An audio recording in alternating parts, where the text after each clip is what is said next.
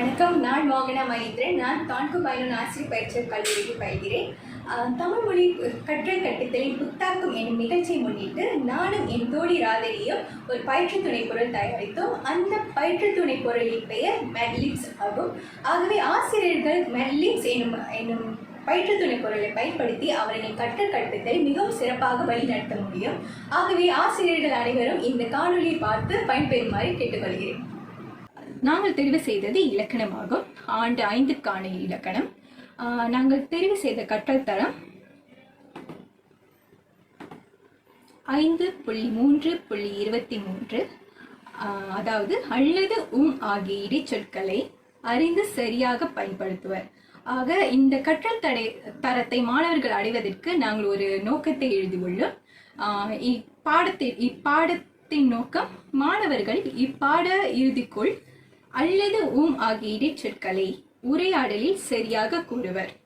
ஆக இந்த பாட நோக்கத்தை அடைய வேண்டும் என்றால் அதற்கேற்ற மாதிரி ஒரு புத்தாக்கமிக்க வகையில் ஒரு பயிற்று துணை பொருளை நாங்கள் தயாரித்து உள்ளோம். ஆக அந்த பயிற்று துணை பொருள் என்ன என்பதை பார்க்கலாம். நாங்கள் தயாரித்த பயிற்று துணை பொருளின் பெயர் மெட்லிப்ஸ் இன்ஸ்டன்ட் டாப் அண்ட் சப் ஆகும். ஆக இது ஒரு செயலியாகும். இதை முகப்புத்தகம், தன்படம் போன்ற சமூக வலைத்தளங்களை போன்று இதுவும் ஒரு சமூக வலைத்தளம் ஆகும். ஆக இந்த சமூக வலைத்தளம் கொண்டு எப்படி இதை கற்றல் கற்பித்தலில் பயன்படுத்தலாம் என்பதை பார்க்கலாம். முதலில் இந்த மெட்லிப்ஸை கூகுள் பிளே ஸ்டோருக்கு சென்று பதிவிறக்கம் செய்ய வேண்டும். பிளே ஸ்டோருக்கு சென்று மெட்லிப்ஸ் என்று தட்டச்சு செய்தால்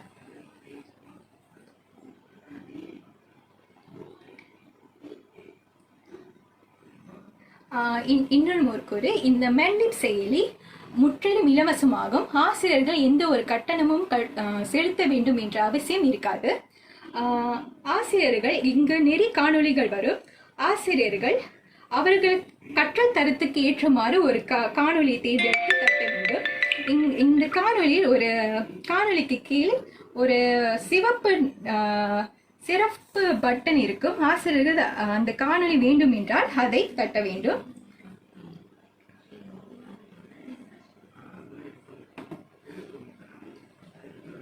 அது தட்டிய பிறகு அது ஒரு பக்கத்துக்கு எடுத்து செல்லும். அந்த பக்கத்துக்கு நுழைந்த பிறகு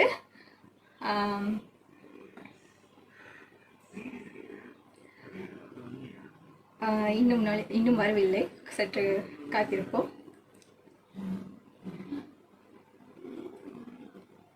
இப்பக்கத்திற்கு நுழைந்த பிறகு ஆசிரியர் தன்னுடைய சுய குரலில் பதிவு செய்யலாம். ஆசிரியர் பதிவு செய்யும் போது சுயமாக உரையாடலை தயாரித்து இந்த காணொலியில் பதிவு செய்ய வேண்டும். ஆசிரியர் பதிவு செய்த பிறகு இங்கு ஒரு பட்டன் வரும். ஆக அந்த பட்டனை அழுத்தினோம் ஆனால் ஆசிரியர்கள் அவர்களின் குரலை மாற்றம் செய்யலாம். ஆக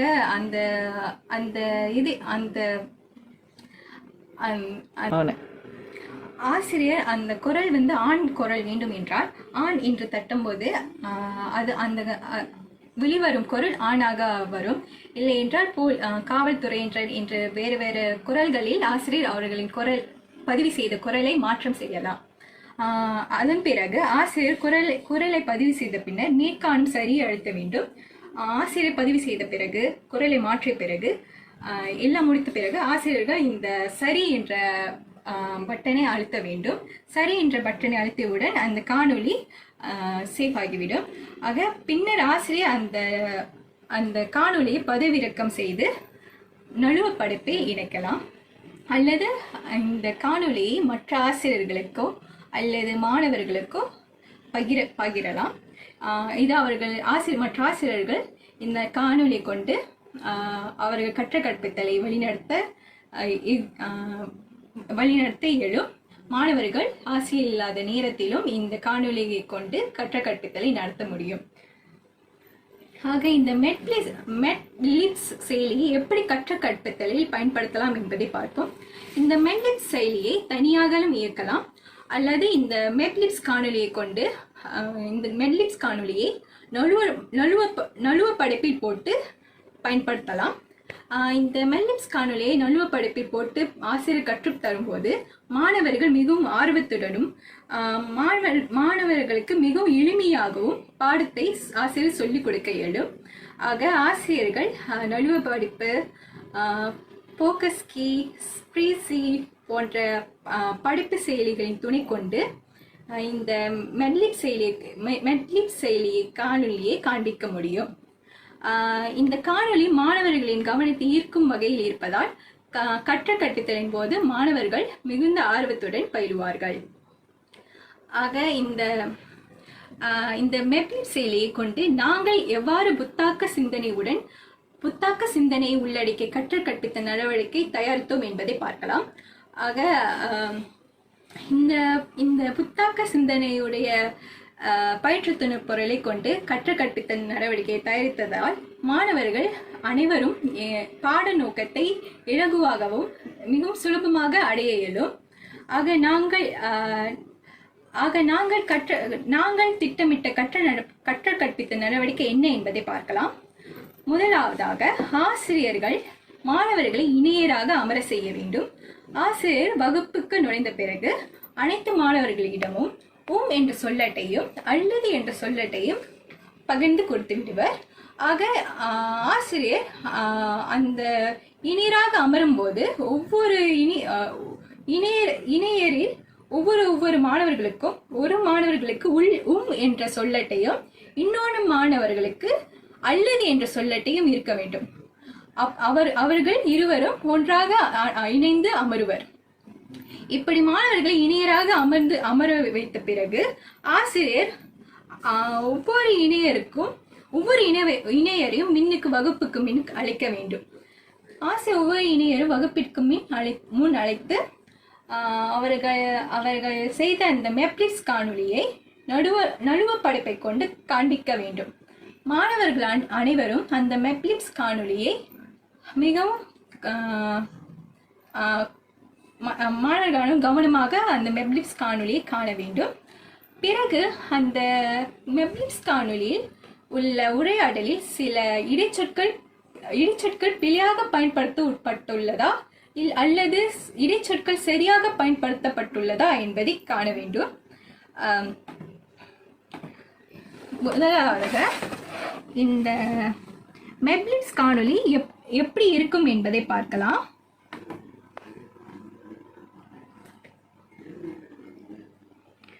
ஆக இதுதான் மெட்லிப்ஸ் காணொலியின் உதாரணம். நாளை என் பிறந்த நாளுக்கு நண்பர்கள் அல்லது உறவினர்கள் அழைக்கப் போகிறேன். அனைவரும் வரட்டும். ஆக இதில் என்ன சொல்லியிருக்கின்றார்கள் என்றால், நாளை என் பிறந்த நாளுக்கு என் நண்பர்கள் அல்லது உறவினர்களை அழைக்கப் போகிறேன். ஆக இங்கு அல்லது என்ற சொல் வந்திருக்க கூடாது, நண்பர்களையும் உறவினர்களையும் அழைக்கப் போகிறேன் என்பதுதான் வந்திருக்க வேண்டும். ஆக இங்கு பிழையாக உள்ளது, இடைச்சொல் பிழையாக பயன்படுத்தப்பட்டுள்ளது.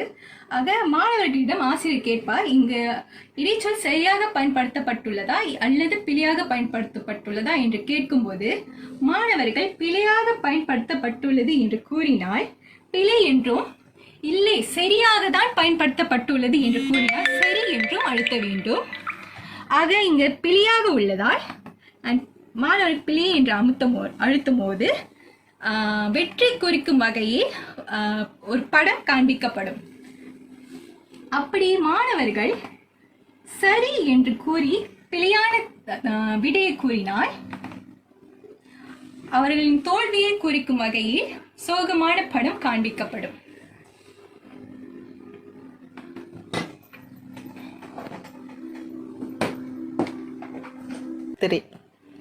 மெப்ளிப்ஸின் காணொலியில் உரையாடல் பிழையாக உள்ளது, அதாவது இடைச்சொல் பிழையாக பயன்படுத்தப்பட்டுள்ளது என்று தெரிந்த பிறகு மாணவர்கள் அதை திருத்தி சரியான இடைச்சொல் கொண்டு கூற வேண்டும். அதன் பிறகு ஆசிரியர் மாணவர்களின் விடையை சரியா அல்லது பிழையா என்பதை பார்ப்பார். மாணவர்களின் விடை சரியாக இருந்தால் ஆசிரியர் மாணவர்களுக்கு பாராட்டு தெரிவிப்பார். பிறகு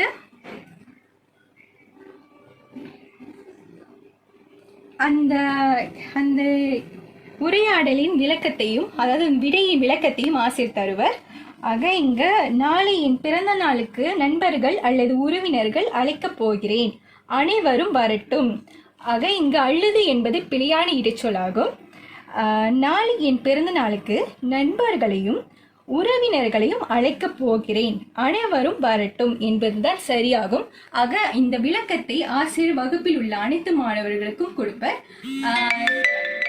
இந்த விளக்கம் தருவதன் மூலம் மாணவர்களுக்கு இடைச்சொல் எந்த இடத்தில் எப்போது பயன்படுத்த வேண்டும் என்கின்ற அறிவு கிடைக்கும்.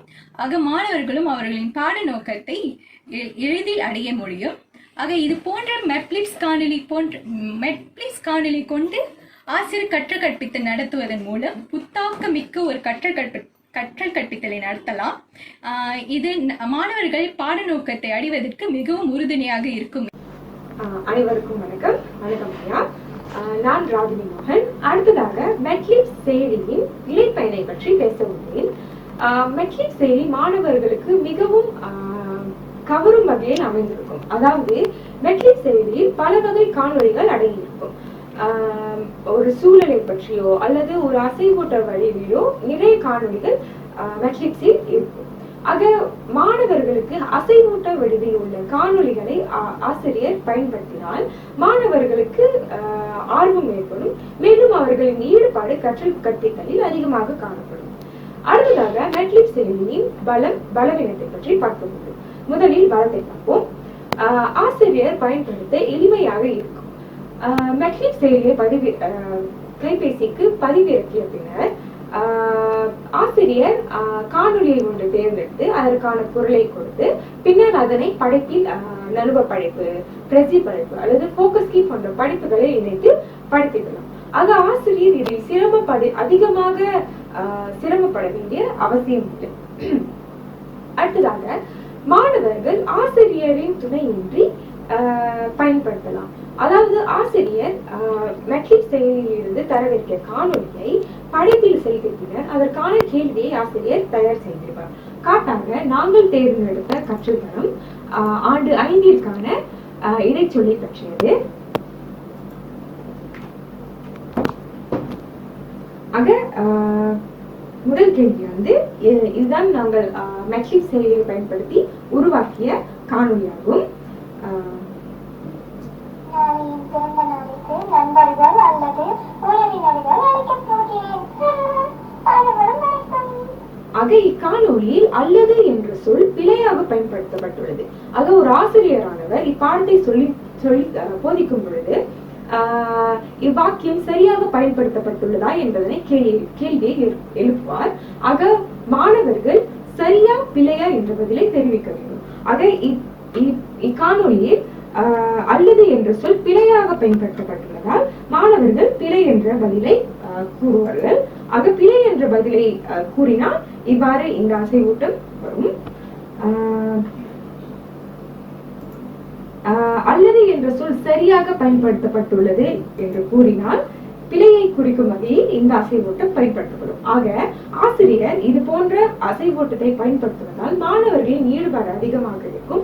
அவர்களின் ஆர்வமும் கூடுதலாக காணப்படும் கற்றல் கற்பித்தலில். அடுத்ததாக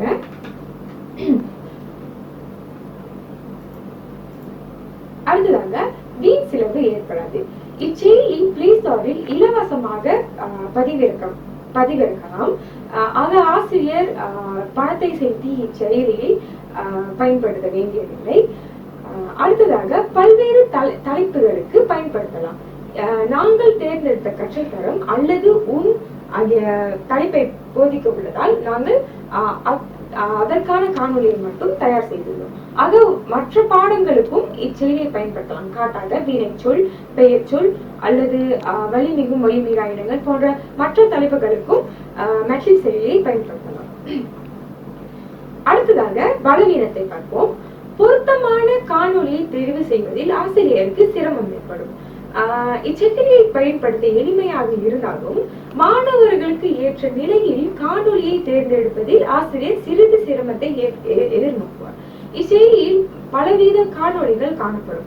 ஆக ஒரு கற்றல் கற்பித்தலுக்கு ஏற்ப உள்ள காணொலியை தேர்வு செய்வதில் ஆசிரியர் சிரமத்தை எதிர்நோக்குவார். அடுத்ததாக ஆசிரியருக்கு இதனை தயாரிக்க அதிக நேரம் தேவைப்படும். பயன்படுத்துவதற்கு எளிமையாக இருந்தாலும் அதற்கான ஒதுக்கப்படும் நேரம் அதிகமாக தேவைப்படும். ஆசிரியர் மெட்ரிக் செயலியில் உள்ள காணொலியை முதலில் தெரிவு செய்ய வேண்டும். அதற்காகவே நிறைய நேரம் செலவிடப்படும். பிறகு அதை தேர்ந்தெடுத்த பின்னர் அதற்கான குரலை கொடுக்க வேண்டும்.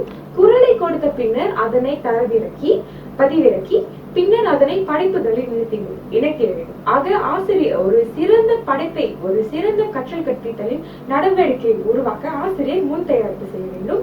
ஆக அந்த வகையில் இச்செயலிக்கு அதிக நேரம் தேவைப்படும். அடுத்தது, இச்செயலி தொழில்நுட்ப வசதி இல்லாமல் பயன்படுத்த முடியாது. காரணம், இச்செயலியை பயன்படுத்துவதற்கு ஆசிரியருக்கு இணைய வசதி அவசியம் இருக்க வேண்டும். பிறகு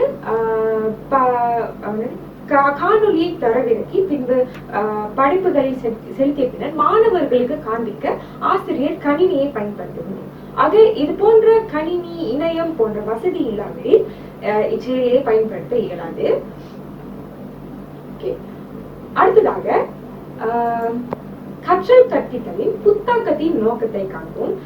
ஒரு ஆசிரியரானவர் கற்றல் கற்பித்தலின் நடவடிக்கையை தயாரிக்கும் பொழுது புத்தாக்கத்துடன் தயாரிக்க வேண்டும். அதற்கான நோக்கம், முதலாவது, மாணவர்களின் ஆர்வமும் புரிதலும் மேம்பட உதவும். மாணவர்களுக்கு புத்தாக்கமான நடவடிக்கையை கற்றல் கற்பித்தலில் நடத்துவதால் அவர்களுக்கு ஆர்வம் மேம்படுகிறது. ஆக அவர்களின் ஆர்வம் மேம்பட அவர்கள் கற்றல் கற்பித்தலில் முழு ஈடுபாட்டை கொடுப்பர். ஆக மாணவர்கள் முழு ஈடுபாட்டை கொடுக்கும் பொழுது அவர்களுக்கு அந்த கற்றல் கற்பித்தலில் போதிக்கப்படும் விவரங்கள் தெளிவாக புரிகின்றன. ஆக மாணவர்களின் புரிதலும் மேம்படுகிறது. அடுத்ததாக, மாணவர்களின் புரிதல் அப்பாடத்தில் மேம்படுவதால் ஆசிரியருக்கு பாட நோக்கத்தை அடைய எளிமையாக இருக்கும். ஆசிரியரானவர் மாணவர்களுக்கு புரிய வைப்பதற்காக அதிக நேரம் செலவிட தேவையில்லை. அடுத்ததாக, ஆசிரியர் பணித்திறம் மேம்பாடு அடைய முடியும். காட்டாக, ஒரு ஆசிரியரானவர் மாணவர்களிடையே உள்ள சிக்கலை அறிந்திருக்க வேண்டும். காட்டாக, சில மாணவர்கள் கற்றல் கற்பித்தலில் அதிக ஈடுபாட்டை கொடுக்க மாட்டார்கள். ஆக அவ்வகையான மாணவர்களுக்கு இது போன்ற புத்தாக்கமான கற்றல் கற்பித்தல் நடத்திட வேண்டும். ஆக ஆசிரியர் இது போன்ற செய்திகளை பயன்படுத்தலாம். ஆசிரியர் மாணவர்களிடம் உள்ள சிக்கலுக்கேற்ப புத்தாக்கமாக ஒரு கற்றல் கற்பித்தலை நடத்துவதால் ஆசிரியரின் பணித்திறம் மேம்பாடு அடைகிறது. அடுத்ததாக, தொடக்கப்பள்ளிக்கான தமிழ் மொழி பாடத்திட்டத்தை மொழிபெயர்க்க புத்தாக்கத்தின் பங்கை பார்க்க இருக்கிறோம். ஒரு ஆசிரியரானவர் கற்றல் கற்பித்தலை தேர்ந்தெடுத்த பின்னர் அதனை சரியாக மொழிபெயர்க்க வேண்டும். சரியாக மொழிபெயர்த்தால்தான் ஆசிரியருக்கு எவ்வகையான நடவடிக்கை மாணவர்களுக்கு கொடுக்க வேண்டும், எவ்வகையான பயிற்சி துணை பொருளை கொடுக்க வேண்டும், எவ்வகையான தகவல்களை ஆசிரியர் மாணவர்களிடம் கொடுக்க வேண்டும் என்பதனை தெரிந்து வைத்திருக்க முடியும்.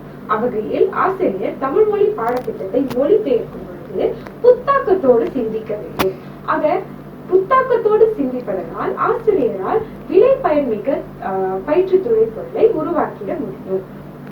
விலை பயன்மிக்க பயிற்று துணை பொருளை கற்றல் கற்பித்தலில் பயன்படுத்துவதால் ஆசிரியரால் பாட நோக்கத்தை எளிதில் அடைய முடிகின்றது. மேலும் விலை பயன்மிக்க பயிற்று துணை பொருளை பயன்படுத்துவது மாணவர்களின் புரிதலையும் மேம்படுத்துகின்றது.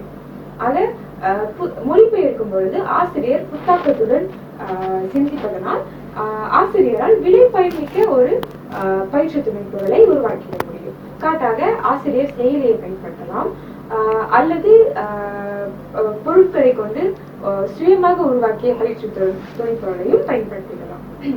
அடுத்ததாக, ஆசிரியர் பாடத்திட்டத்தினை புத்தாக்கத்துடன் மொழிபெயர்க்கும் பொழுது ஆசிரியரால் விலை பயன்மிக்க கற்றல் கற்பித்தல் நடவடிக்கையை சிந்திப்பதற்கு உதவுகின்றது. ஒரு ஆசிரியரானவர் சிறந்த மாணவர்களுக்கு ஏற்ற நடவடிக்கையை நடத்தினால்தான் அப்பாடத்தின் நோக்கத்தை அடைய முடிகின்றது. அதற்கு முன்பாக ஆசிரியர் வகுப்பில் உள்ள 3 நிலை மாணவர்களையும் அடையாளம் காண வேண்டும். ஆக இடைநிலை, கடைநிலை, முதல்நிலை மாணவர் ஆகிய 3 மாணவர்களையும் அடையாளம் கண்ட பிறகுதான் இந்த 3 மாணவர்களுக்கும் ஏற்ற வகையில் ஆசிரியர் கற்றல் கற்பித்தலை யோசித்திட முடியும். மேலும் ஆசிரியர் புத்தாக்கத்துடன் சிந்திக்க வேண்டும் என்பதனால் விளையாட்டு முறை, கலந்துரையாடல் முறை, நாடக முறை போன்ற உத்திகளையும் அவர்கள் பயன்படுத்தி கற்றல் கற்பித்தல் நடவடிக்கையை நடத்திடலாம். ஆக ஒரு ஆசிரியரானவர் தமிழ் மொழி பாடத்திட்டத்தை மொழிபெயர்க்கும் பொழுது புத்தாக்கத்துடன் சிந்திக்க வேண்டும். அவ்வகையில் சிந்தித்தால்தான் விலை பயன்மிக்க பயிற்று துணை பொருளை உருவாக்கிட முடியும். பிறகு விலை பயன்மிக்க நடவடிக்கையை நடத்திட முடியும். பிறகு 3 நிலை மாணவர்கள் நடவடிக்கையை தயாரிக்கும் பொழுது 3 நிலை மாணவர்களையும் யோசித்து அவர்களுக்கு ஏற்ப நடவடிக்கை நடத்த முடியும். அடுத்ததாக ஆசிரியர் புத்தாக்கமிகு கற்பித்தல் அணுகுமுறையை செயல்படுத்தும் முறை. ஆசிரியர் எவ்வாறு புத்தாக்கமான அணுகுமுறையை வகுப்பில் பயன்படுத்திடலாம் என்பதனை தெரிவிக்கிறேன். முதலாவதாக ஆசிரியர் 21ஆம் நூற்றாண்டுக்கு ஏற்ப அணுகுமுறைகளை பயன்படுத்தலாம். காரணமாக விளையாட்டு முறை, நாடக முறை போன்ற பல அணுகுமுறைகளை பயன்படுத்தி ஆசிரியர் மாணவர்களுக்கு கற்றல் கற்பித்தலை நடத்திடலாம். இதனால் மாணவர்களின் ஈடுபாடு அதிகமாக காணப்படும். அடுத்ததாக ஆசிரியர் புத்தாக்கம் மிகு பயிற்று துணை பொருளை பயன்படுத்தி நடவடிக்கை நடத்திட வேண்டும். காட்டாக ஆசிரியர் மெட்லிப்ஸ் செயலியை பயன்படுத்தினார். மெட்லிப்ஸ் போன்ற பல செயலிகளை அடையாளம் கண்டு அதனை எப்படி புத்தாக்கமாக கற்றல் கற்பித்தலுக்கேற்ப மாற்றி அமைத்து பயன்படுத்த முடியும் என்பதனை ஆசிரியர் யோசிக்க வேண்டும். பிறகு மாணவர்களின் நிலைகளை முதலில் ஆசிரியர் அறிந்து வைத்திருக்க வேண்டும். காரணம் ஆசிரியர் இடைநிலை, கடைநிலை, முதல் நிலை போன்ற மாணவர்களின் நிலையை அறிந்திருந்தால்தான் ஆசிரியர் அவர்களுக்கேற்ப புத்தாக்கமான அணுகுமுறையை பயன்படுத்த வேண்டும். சில வேளையில் ஆசிரியர் தேர்ந்தெடுக்கும் அணுகுமுறை சில மாணவர்களுக்கு பொருந்தி அமையாது. ஆக ஆசிரியரானவர் மாணவர்களின் நிலைகளை அடையாளம் கண்ட பின்னரே அதற்கேற்ப அணுகுமுறையை தேர்ந்தெடுக்க வேண்டும். ஒரு ஆசிரியரானவர் புத்தாக்கமாக கற்றல் கற்பித்தல் நடவடிக்கைகளை சிந்திக்க வேண்டும். ஆசிரியர் புத்தாக்கமாக கற்றல் கற்பித்தல் நடவடிக்கையை சிந்திப்பதனால் மாணவர்களின் ஆர்வம் கூடி அவர்களின் ஈடுபாடு கற்றல் கற்பித்தலில் அதிகமாக காணப்படும். ஆக மாணவர்களின் ஈடுபாடு அதிகமாக இருப்பதால் அவர்களின் புரிதலும் விரைவாக மேம்படும். மாணவர்களின் புரிதல் விரைவாக மேம்படுவதனால் ஆசிரியர் எளிதாக பாட நோக்கத்தை அடைய முடிகின்றது. அடுத்ததாக பார்த்தோமானால் ஆசிரியர் புத்தாக்கமாக சிந்திப்பதனால் ஆசிரியர் தன்னை மேம்படுத்திக்க முடிகின்றது. அதாவது ஆசிரியர் பல்வேறு அறிவுகளை பெற்றுக்கொண்டு தன்னை மேம்படுத்திக்க முடிகின்றது. மேலும் ஆசிரியர் வெவ்வேறான அணுகுமுறையையும் பயன்படுத்தி கற்றல் கற்பித்தலை சிறப்பாக நடத்தினார். ஆக ஆசிரியர் புத்தாக்கமாக சிந்தித்து செயலி அல்லது பல்வேறு புத்தாக்கமான அணுகுமுறைகளை பயன்படுத்தி கற்றல் கற்பித்தலை நடத்தினால் மாணவர்களுக்கு பயன்மிக்கதாக அமையும். நன்றி.